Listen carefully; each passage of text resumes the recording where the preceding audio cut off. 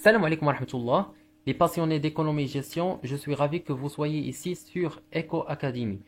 Avant de prolonger le cours d'aujourd'hui, permettez-moi de vous demander un petit service qui va aider notre communauté à grandir. La première des choses, abonnement. Bien sûr, si vous trouvez que nos cours utiles et que vous souhaitez rester à jour avec nos dernières séances, cliquez simplement sur le bouton s'abonner ci-dessous. Parce que l'abonnement Flash Indiana, il va vous permettre de ne jamais manquer de séances et de nos précieux conseils et analyses.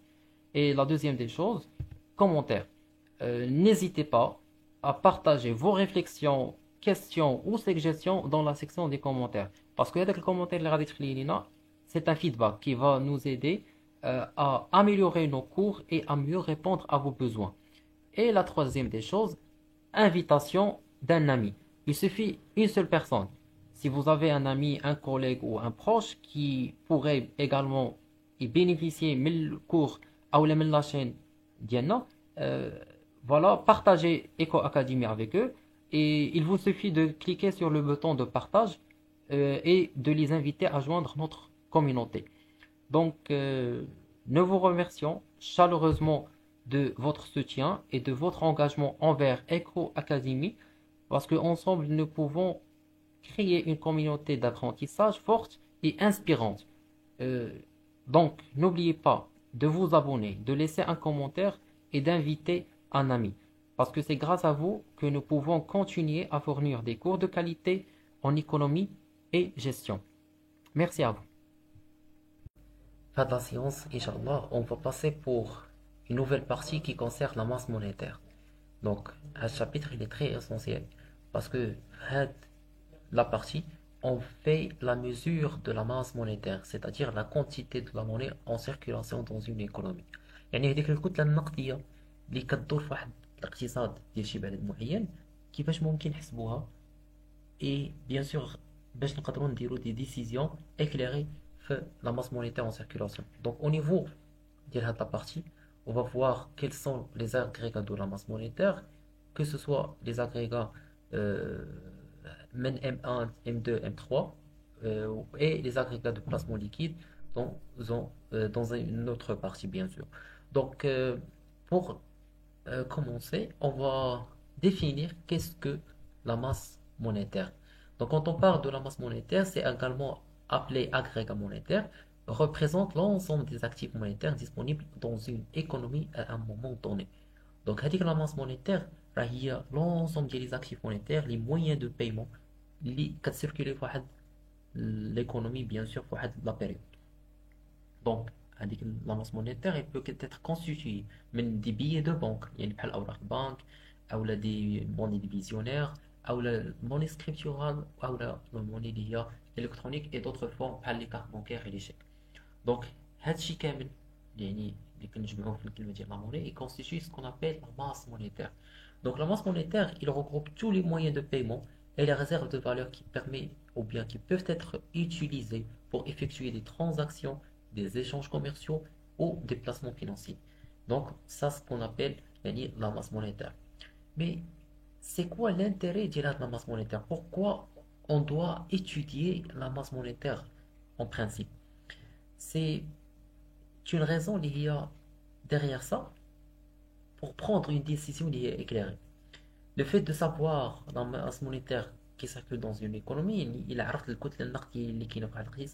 je peux prendre des décisions, notamment pour les institutions responsables, telles que les banques centrales.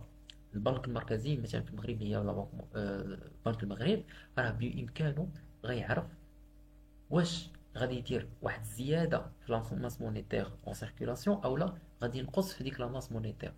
دونك peut-être غيكونوا des situations où la banque centrale devrait accroître et ajouter une quantité supplémentaire de la monnaie en circulation pour stimuler la croissance économique. Donc, parce que il y a la monnaie qui circule très vite et cela va aider à investir massivement dans l'économie et donc stimuler la croissance économique. Et dans le cas contraire, c'est lorsque la banque centrale décide de minimiser cette quantité de masse monétaire, c'est afin de réduire quoi? le taux de chômage. Donc pour maintenir le taux d'inflation à un niveau constant. C'est bon. Donc هادو هما من بين les politiques des banques centrales. C'est ça la responsabilité cruciale sur le dos de la banque centrale. Donc on va voir ça في هذا الشابتر ديال la masse monétaire. Donc la masse monétaire est constituée de plusieurs composants dont les principales sont يعني غنشوفوا شنو هما les composants ديال هاد la masse monétaire يعني d'aujourd'hui qui n'a la monnaie fiduciaire. Et on a parlé le cadre de la science de l'histoire de la monnaie. C'est quoi la monnaie fiduciaire?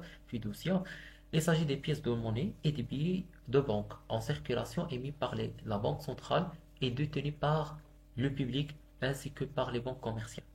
Donc la monnaie fiduciaire هي اللي كتجمع لنا ما بين هذوك العملات المعدنيه بحال الدرهم و10 دراهم و5 دراهم واللي بيدير ديال البنوك بحال 20 درهم 50 درهم 100 درهم 200 درهم. دونك هذه هي اللي كنسموها لا موني fiduciaire. هذه هي لا فورم الاولى ديال لا ماس مونيتير. Et après كاينه لا موني سكريبتورال. دونك on sait toujours la monnaie scripturale اللي كتخدم بها les banques يعني commerciales, c'est-à-dire connaît sous le nom de la monnaie électronique, correspond au dépôt au compte bancaire que les individus et les entreprises possèdent dans les banques commerciales. يعني مثلا أنا en tant qu'agent économique, que ce soit consommateur ou la entreprise, je décide de faire l'ouverture d'un compte bancaire auprès d'un établissement de crédit. Donc pour faciliter les échanges économiques. C'est bon? Donc dans le cas, tous les échanges économiques sont faits par la forme de monnaie scripturale. Donc je peux facilement avec une carte bancaire de faire la transaction ou la sous forme d'un chèque. Donc elle dit la deuxième forme de monnaie liée scripturale qui est le papier ou le divisionnaire. Donc la troisième forme c'est la monnaie virtuelle qui s'agit d'une forme plus récente de la monnaie numérique, ce qu'on appelle l'umlat électronique ou la monnaie électronique, uniquement sous forme électronique telle que les crypto-monnaies comme le Bitcoin et l'Ethereum, Solana, etc. Donc, les formes de la masse monétaire, la monnaie fiduciaire, la monnaie scripturale et la monnaie virtuelle. Donc, les trois formes que circulent aujourd'hui les pays du monde. Donc, la masse monétaire a un rôle crucial dans l'économie en tant qu'un instrument d'échange, unité de compte et réserve de valeur. Si vous vous rappelez très bien les trois fonctions de la monnaie qu'on a parlé, dont on a parlé la séance les trois fonctions de la monnaie, instrument d'échange, unité de compte et réserve de valeur. Donc les trois formes essentielles de la masse monétaire, ou bien les trois fonctions essentielles de la masse monétaire pour faciliter quoi? Les échanges commerciaux. Et il permet de mesurer la valeur des biens et services et offre la possibilité de faire un épargne en vue d'une utilisation future. Donc, c'est bien clair. Donc, on va voir maintenant la masse monétaire au Maroc. Donc, quand on parle de la masse monétaire au Maroc, c'est ce qu'il faut faire attention. Comme dans d'autres économies, la masse monétaire, c'est un indicateur pour évaluer l'évolution économique et la stabilité financière du pays. Donc هذيك الكتله النقديه راه كتحكم في هذيك لا ستابيليتي فينانسيير ديال هذاك البلد باسكو مثلا في لا بنك سنترال ماروكين اللي هي بنك المغرب il est responsable de la gestion de cette masse monétaire et fait la mise en œuvre des politiques monétaires pour atteindre certains objectifs économiques, notamment les objectifs principal des banques centrales, c'est la croissance économique d'un côté et réduire le taux de chômage d'un autre, le taux d'inflation pardon, de l'autre côté. Donc le dilemme. On cherche à stimuler la croissance à travers l'injection d'une quantité supplémentaire de la masse monétaire et on estime réduire le taux d'inflation à travers le maintien à un niveau constant de la masse monétaire en circulation. C'est bon? Donc on va voir les politiques, le cadre, les instruments de contrôle au niveau de la banque centrale. Donc l'évolution de la masse monétaire au Maroc est influencée par plusieurs facteurs économiques, tels que l'inflation, la croissance économique, le taux d'intérêt, la demande de crédit, les réserves internationales et la balance des paiements. On va voir le cadre le chapitre qui concerne les instruments de contrôle de la banque centrale. Banque Maghreb utilise différents instruments de politique monétaire tels que le taux d'intérêt directeur, c'est le taux directeur qui connaît ce nom, les opérations d'open market et les réserves obligatoires et les opérations de marché pour contrôler quoi? La masse monétaire et atteindre ses objectifs économiques. Donc, هذا غير comme introduction à la masse monétaire au Maroc. Donc, en conclusion, la masse monétaire au Maroc, il est essentiel dans l'économie du pays. Son suivi attentif permet de comprendre l'évolution économique, c'est-à-dire la croissance économique, et d'assurer la stabilité financière et monétaire, c'est-à-dire maintien le taux d'inflation à un niveau constant. Et la Banque centrale marocaine, Banque El Maghrib, joue un rôle clé dans la gestion de la masse monétaire pour favoriser une croissance économique durable et stabilité des prix. Donc, l'objectif de toute banque centrale هي تكون واحد la croissance économique اللي هي durable مستمرة في le temps et en même temps une stabilité des prix. C'est-à-dire ما يكونش عندنا un changement, ما تكونش la volatilité des prix, une grande variation au niveau des prix de vente. Donc, c'est ça le plus important. Le maintien d'un niveau de croissance économique durable et la stabilité des prix. Maintenant, euh, comme j'ai déjà précisé au niveau de cette séance, le début de cette séance, on a dit que voilà, la masse monétaire, il peut être calculé et mesuré. Donc, on va parler de la mesure de la masse monétaire au Maroc. Comment يعني كيفاش ممكن نحسب هذيك لا ماس مونيتير شي بلاد à travers des agrégats monétaires. Donc, au Maroc, la mesure de la masse monétaire est effectuée par Banque El Maghreb, la banque centrale du pays, en collaboration avec les organismes statistiques nationaux. Banque El Maghreb suit de près plusieurs agrégats monétaires. Donc, on va voir les agrégats. Il permet de faire la mesure de la masse monétaire en circulation pour évaluer l'évolution de cette masse monétaire dans l'économie marocaine. Donc, on va voir les agrégats monétaires au Maroc, notamment, on va voir les agrégats, c'est quoi? Ce sont des indicateurs clés qui permettent de mesurer et suivre la masse monétaire en circulation dans un pays. C'est-à-dire, ملي غادي نسميو واحد الحاجه اللي هي اغريغا راه عباره عن واحد المؤشر كيعطي واحد الدلاله على الحجم ديال السيوله او الحجم ديال الكتله النقديه في واحد البلاد. Il regroupe différents types de domaines ou bien de monnaie en circulation, بحال la monnaie fiduciaire, la monnaie scripturale ou la monnaie électronique. Comme on a déjà vu, il y a donc les formes de la monnaie ou bien la masse monétaire.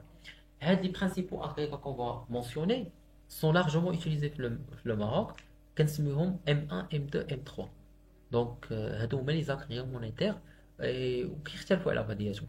Donc, on va voir les caractéristiques de chaque agrégat pour être en considération. Chacun comprend des éléments spécifiques de la masse monétaire. Au niveau de M1, c'est quoi? Le premier agrégat donc représente la masse monétaire la plus liquide, c'est-à-dire la forme de la monnaie اللي هي فيها واحد السيولة اللي هي كبيرة بزاف très liquide, c'est-à-dire je peux facilement faire des transactions économiques avec cette forme de monnaie. يعني عندي طريقة سهلة ممكن ندير التبادلات ديالي الاقتصادية بهذيك العملة اللي عندي. C'est-à-dire la monnaie qui peut être facilement utilisée pour les transactions courantes. Il comprend les éléments suivants. Donc على سبيل المثال la monnaie fiduciaire اللي هي أوراق البنك والعملات المعدنية. هذه la monnaie il est très liquide. C'est-à-dire راه بإمكاني facilement ندير des transactions ونشري بها اللي بغيت. C'est bon? Donc les pièces de monnaie ou la monnaie papier, voilà, c'est très facile de faire des transactions avec. Donc, la monnaie fiduciaire, c'est les pièces de monnaie et les billets en circulation dans une économie marocaine. Ok, les dépôts à vue. C'est quoi les dépôts à vue? Ce sont les comptes chèques détenus par les particuliers et les entreprises. Il y en a comme les ménages et les entreprises dans les banques commerciales. C'est-à-dire, comme j'ai déjà précisé, on a la possibilité d'ouvrir un compte bancaire pour faire des échanges économiques d'une manière très facile et rapide, qui permet des retraits et des paiements instantanés à travers les cartes bancaires, les chèques et les virements, c'est bon, et les retraits bien sûr. Donc, هادو هما اللي كيشكلوا لنا la forme première de la masse monétaire, كنسموها M1. عقلوا عليها مزيان، راه عندنا la monnaie fiduciaire ou les dépôts à vue. Donc, je vais vous mentionner un exemple qui est très intéressant. Supposons qu'à un moment donné, la masse monétaire M1 au Maroc soit composée de 20 milliards de dirhams, de la monnaie fiduciaire. Donc, 20 milliards de dirhams, arrive les pièces et les billets sont en circulation. Et 30 milliards de dirhams de dépôts à vue dans les comptes bancaires des banques commerciales. Donc, de cette façon, on va comprendre que voilà, la masse monétaire en circulation, il y a 50 milliards de dirhams. Est-ce que c'est clair? Donc, en termes de la masse monétaire circulée sous la forme de M1, voilà, composé les billets de banque et les pièces divisionnaires, 20 milliards de dirhams ou 30 milliards de dirhams comme dépôt à vue. L'autre forme de la monnaie, c'est M2. M2 élargit l'agrégat M1 en y ajoutant des éléments largement moins liquides et comprennent tout ce qui est inclus dans M1. Ainsi que M2 راه كناخدو جميع هادشي اللي قلنا au niveau ديال M1 وكنزيدو عليه شي حاجة جديدة. دونك هذيك الحاجة اللي كنأجوتيو كتكون moins liquide. C'est-à-dire pour faire des transactions, c'est pas de la même facilité de la monnaie fiduciaire ou le dépôt à vue. C'est-à-dire la forme qu'on va ajouter, c'est moins liquide. Donc, بحال les dépôts à terme. Donc, كتختلف les dépôts à terme les dépôts à vue. Donc, les dépôts à vue, à tout moment, je peux ressortir l'argent et faire des transactions comme je veux. Mais les dépôts à terme, ça veut dire les comptes d'épargne à vue qui sont détenus par les particuliers et les entreprises qui peuvent avoir des conditions de retrait ou des restrictions de disponibilité. C'est-à-dire, je ne peux pas faire des transactions à n'importe quel moment avec les dépôts à terme. Je dois respecter les délais.